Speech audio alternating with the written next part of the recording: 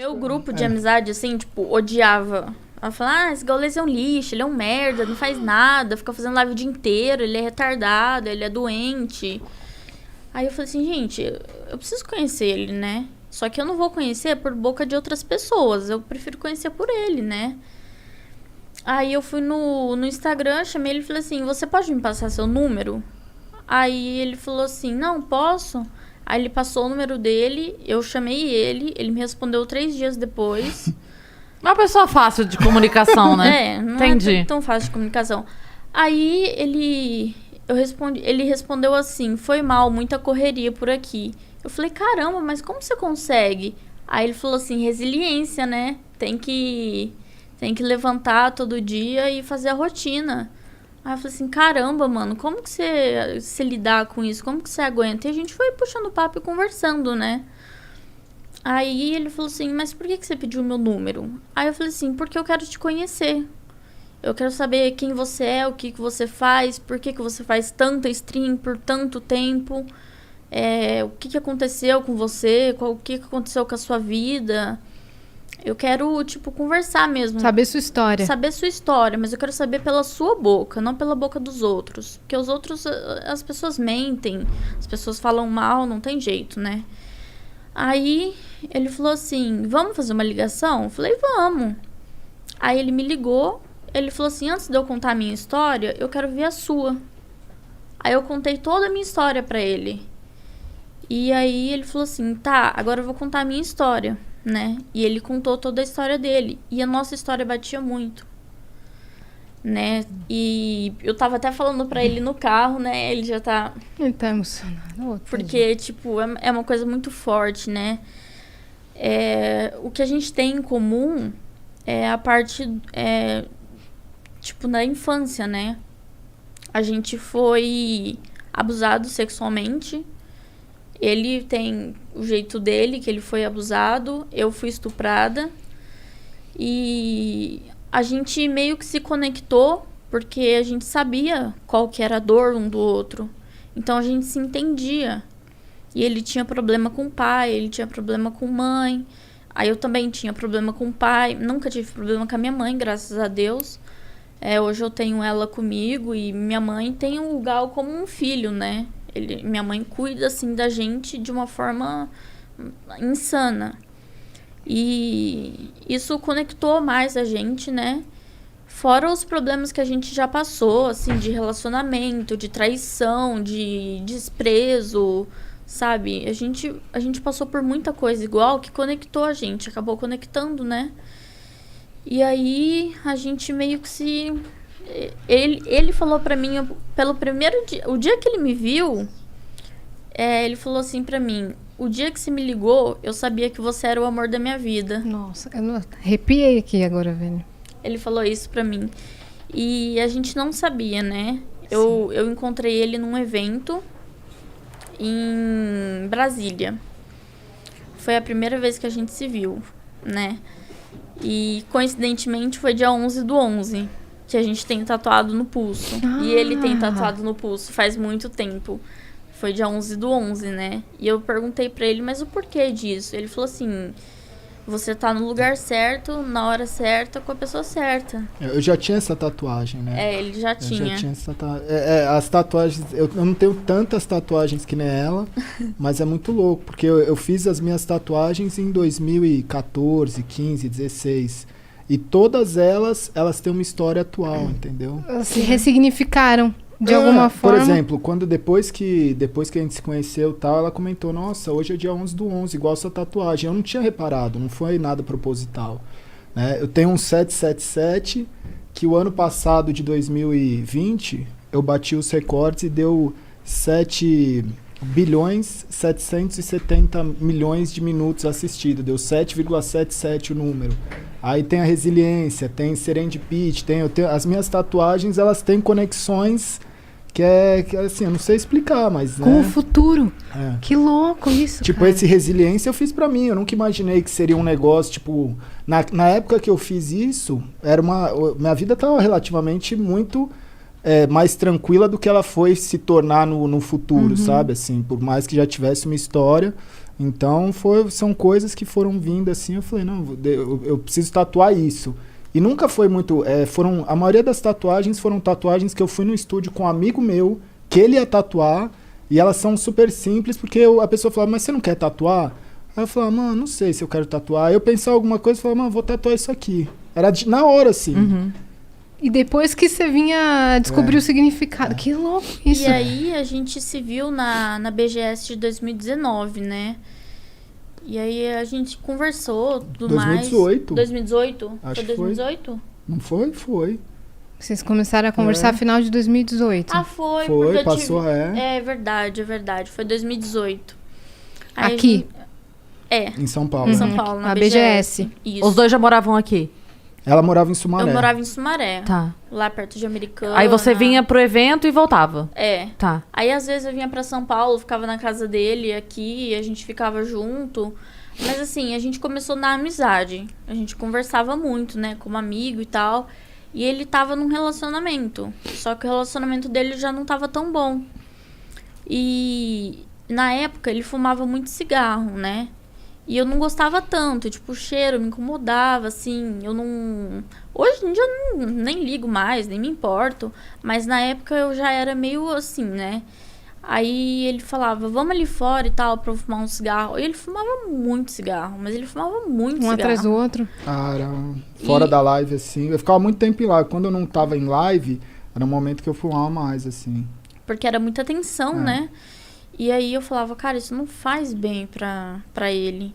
Mas de uma certa forma eu conseguia conversar com ele como amigo e falar, meu, isso não te faz bem, sabe? Mas assim, a escolha é sua. Eu não falei, pô, para de fumar cigarro, sabe? Eu acho que isso não é certo. As pessoas têm que fazer as suas escolhas, né? E aí a gente saía lá pra fora, conversava. Aí ele falou assim, meu, tô com muita vontade de te beijar. Aí eu falei, não rola. Aí ele falou, mas por que não? Aí eu falei, porque eu não gosto de você. Aí ele falou assim, mas você precisa gostar de uma pessoa pra você beijar ela? Eu falei assim, eu não fico com uma pessoa sem gostar, porque pra mim não faz sentido. Eu vou te beijar por quê se eu não gosto de você? Aí ele Dessa falou, forma, né? Então. E ele entendeu, ele me respeitou totalmente. E todo dia a gente se falava por telefone. Quando ele fechava live ou antes dele abrir a live, a gente se falava por telefone, né? E o que me impedia de gostar dele era o que as pessoas iam pensar de mim. Tipo assim, o que minha mãe ia pensar de mim? Porque ele era velho. Não. Agora não é mais. Ai, meu pé até doeu. Não, porque ele era mais velho do que você e você ficava pensando nesse julgamento, né? Sim. Na verdade, quando a gente é mais novo, a diferença de idade, ela faz muita diferença. Faz. Né? Quando vai passando o tempo, a pessoa de 40, a pessoa de 32 já não assusta tanto, mas a pessoa de 25 com a de 17, você fala, meu Deus, não, como, né? Então, tinha quanto tempo de diferença, assim? Então, foi um porre, porque ele começou a conversar comigo, ele falou assim, a primeira pergunta que ele fez, você é maior de idade? Aí eu falei, sou. Ele falou assim, eu não acredito. Porque eu tinha muita cara de novinha, ninguém acreditava. Aí ele falava, eu não acredito, mostra uma identidade sua. RG, né? Aí eu tive que tirar uma foto da minha CNH e mandar pra ele. Aí eu falei, tá isso, maior de 18. Aí ele falou, então posso conversar com você de boa. Aí começamos a conversar e tal. E nessa BGS, a gente conversou muito, tipo, sobre a vida, sobre nossos problemas. E batia muito uma coisa com a outra, sabe? Se encaixava. E aí, nas nossas conversas, antes da live dele, depois da live dele, que a gente conversava muito por telefone, ele falava assim pra mim, você se bloqueia de sentir alguma coisa por mim, porque você tem medo do mundo lá fora, das pessoas, como elas vão te julgar, o que elas vão falar. Porque eu tinha 18, ele tinha 30. Você tava com 19, eu tava com 35, né? Então, tipo, era muita diferença de idade. Sim. E eu fiquei pensando, eu falei, mano, o que meus amigos vão falar pra mim? Tipo, o que meus amigos já não gostavam dele. Então, eles já falavam, meu, cai fora, esse gaulês não presta, tipo, o cara usa droga. Aí eu falava, mano, o meu irmão chegou a falar pra mim, esse cara tem cara de drogado. Juro pra você. E, tipo, eu falei, meu, o que a minha mãe vai pensar? O que meu pai vai pensar? O que meus amigos vão pensar, né? E aí, isso me bloqueava muito de sentir alguma coisa por ele. Então, eu fui meio que me abrindo com ele aos poucos, falando, olha, eu não consigo sentir alguma coisa por você por conta desse bloqueio que eu tenho do mundo, né, lá fora. Aí ele falou assim, mas você prefere escolher o mundo lá fora ou você prefere ser feliz? Tipo, dá uma oportunidade, dá uma chance, sabe? Mostra pra você mesmo que você consegue. Você falou a coisa certa. Ele falou pra mim, você merece ser amada. Você já passou por tanta coisa ruim, você merece uma pessoa que te ame, sabe? Que cuide de você. Então, aos poucos, eu fui gostando dele. Só que ele tava nesse relacionamento que já não tava dando certo. Aí, o que aconteceu? Não, já tinha terminado. Nessa época aí que a gente tava nessa conversa. Então, foi na BGS. Então, na BGS. Na BGS já tinha. Você tava no vai e vem. Tava. Eu tinha lembro. terminado e voltado? Não, tipo assim, eu já não tava pra terminar, mas não... eu não tinha... Eu acho que nessa época aí eu já não tava mais encontrando, porque ela também não era daqui de São Paulo. Não, tava na época do, tipo, não vou ver mais, mas eu preciso ainda botar um ponto final, entendeu? Saquei. Uhum. No seu coração meio que já tinha acabado. Isso. Então, eu falei, olha, você precisa resolver essa questão do seu relacionamento, né? Porque eu não posso ficar com uma pessoa que namora, uma pessoa que tem uma pendência, né? E aí ele falou assim, não, tá, eu vou resolver isso. Aí ele foi, terminou com ela e falou pra mim, pronto, tô resolvido. Aí eu falei, nossa, aí agora você se resolve. Aí eu pensei, né, e tal... E fui deixando rolar. Conforme o tempo, teve um dia que eu acordei, falei, meu, eu amo esse cara. Aí eu mandei no WhatsApp dele, falei, eu te amo. Aí ele ficou feliz, nossa, ele ficou super feliz. Ele me ligou, falou, não acredito, que não sei o quê. E aí a gente começou a se encontrar mais vezes. Eu ia pra casa dele todo final de semana, no meio da semana, o mês inteiro. E... Quando viu, já era. Quando vi... Aí já não me importava mais com o que as pessoas pensavam, já não me importava mais com o que, sabe? Aí eu levei ele pra casa da minha mãe, porque meus pais são separados, né? O meu pai traiu minha mãe e eu fiquei morando com ele em Sumaré. Mas por conta das minhas amizades, eu fazia curso de inglês lá também. Então eu meio que fiquei presa lá e eu vivia com o meu pai, né? E era assim, aquilo não era vida. Sabe? E ele mesmo falava pra mim, isso não é vida que você tem. Então, vamos procurar um apartamento, vamos morar junto, vamos, sabe, seguir adiante, seguir a vida. Você se sentia presa? Me sentia muito... É um pouco mais forte, né? É um pouco mais forte, assim. Era um relacionamento meio que abusivo, né? Assim, entre pai e filho, era abusivo, né? Era muito abusivo. E quando era com a minha mãe, também era abusivo com a minha mãe. Por isso que ela pegou e foi embora. Ela foi pra casa do meu avô, que hoje é falecido, né? Tem uns 2 meses. Uhum. E ela mora lá no interior, mas ela tá ficando aqui em casa, né, com a gente. E aí, parte que eu parei? Da parte que você morava, que tinha com os problemas. Morava com meu pai. Então, tipo assim, eu tinha que fazer o que meu pai queria... Eu tinha que fazer tudo que ele mandava, senão o pau comia. Aí ele gritava comigo, falava, mas você tá morando na minha casa, você tem que fazer o que eu mando, sabe? E aí apanhava, e aí ficava sem computador, eu não podia jogar, porque eu comecei a jogar com 9 anos de idade, né? Eu comecei a jogar com meu irmão, eu tenho um irmão de 26 anos, e ele me ensinou a jogar, e aí desde pequenininho eu comecei a jogar e tal... E foi uma coisa também que me conectou a ele. Foi os eventos de jogos, que a gente sempre ia e tal, e a gente se trombava. E, cara, era insano, né? Mas, assim, o que eu tinha ali com meu pai na casa não era vida. Então, aí eu peguei e falei pra ele, não, vamos. Aí eu comecei a procurar apartamento. Eu demorei 5 meses pra achar um apartamento. Aí eu falei pro meu pai, eu falei, olha, tô me mudando, vou pra Alphaville... E você ficou com a casa, né? Aí meu pai ficou sozinho em casa, sem ninguém. Eu fui morar com ele. Aí hoje até hoje a gente mora junto, desde 2019. E acho que foi basicamente isso, né? Acho que foi 2019 a gente mudou, né? 2019. Qual foi a reação do seu pai com a sua saída? Ele ficou bastante triste, mas assim...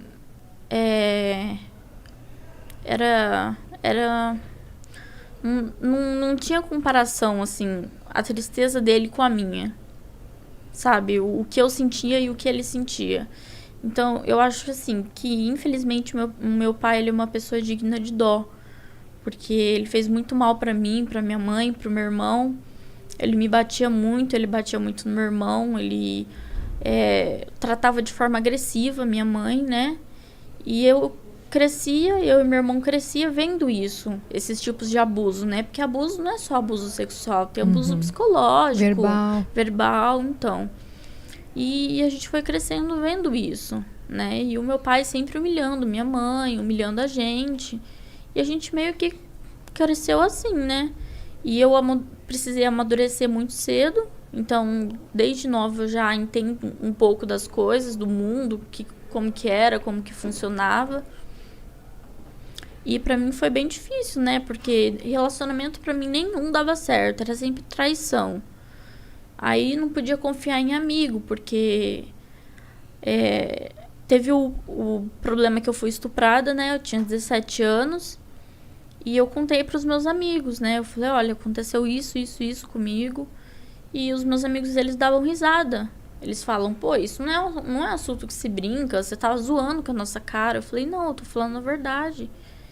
E eu fui na polícia, a polícia falou, olha, não tem o que a gente fazer. Aí, tipo, ninguém queria nada com nada, ninguém queria me ajudar, eu não tive apoio de amigo. Não deram importância, assim. Minha mãe só chorava, meu pai colocava a culpa na minha mãe, meu irmão falava que era mentira. E eu não tive, assim, não tive um acolhimento, né? A palavra certa, assim, um acolhimento. Então, eu meio que vivi isso sozinha. Então, foi muito difícil pra mim. Eu precisei amadurecer muito cedo e falar, não, eu vou passar por isso. E eu não passei por psicólogo, não passei por psiquiatra, não passei por nada. Eu fui no médico, fiz os exames, tomei muito remédio. Assim, eu quase morri nessa época. Porque eu tomei um negócio que chama coquetel, que são vários remédios. E um deles me deu reação, que é a amoxicilina. E deu reação no meu corpo inteiro e eu tive início de uma parada cardíaca, né? Meu Deus. Então, minha mãe só chorava, ela não conseguia falar comigo. E assim, pra pedir pra me levar no hospital, eu tinha que pedir pra minha vizinha. Porque minha mãe não tinha condição, meu pai não tinha condição, sabe? E aí eu meio que fui enfrentando as coisas sozinhas, até eu conhecer ele, né? E a gente compartilhar dessas histórias junto, da gente se acolher, da gente se entender e saber lidar, sabe? Quando um tá com dor, quando o outro tá se sentindo mal, a gente sabe o que fazer, né? Porque a gente passou por isso junto.